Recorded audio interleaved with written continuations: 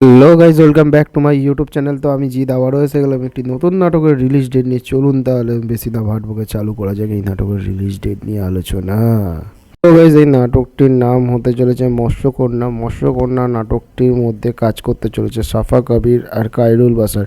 সাফা কবির আর কায়রুল বাসারের 2026 সালের প্রথমতম নাটক আসতে চলেছে। এই নাটকটি আসতে চলেছে রমজান এন্টারটেনমেন্ট ইউটিউব চ্যানেলে। রমজান এন্টারটেনমেন্ট ইউটিউব চ্যানেলের লিঙ্ক আমার ডিসক্রিপশান বক্সে দেওয়া থাকবে। যার যার দেখার ইচ্ছা আছে আমার ডিসক্রিপশান বক্স থেকে গিয়ে চেক করতে পারেন। তো গাইজ, এবার আছে এই নাটকটির রিলিজ ডেট নিয়ে। তো এই নাটকটির প্রপার এখনও রিলিজ ডেট জানা যায়নি। তো আমি যতদূর জানতে পেরেছি আমি ততদূরই আপনাদের জানাচ্ছি। এই নাটকটি আসতে চলেছে এপ্রিল মাসের শেষের দিকে। তো প্রপার রিলিজ ডেট জেনে গেলে আমি আপনাদের ভিডিওর মাধ্যমে জানিয়ে দেবো।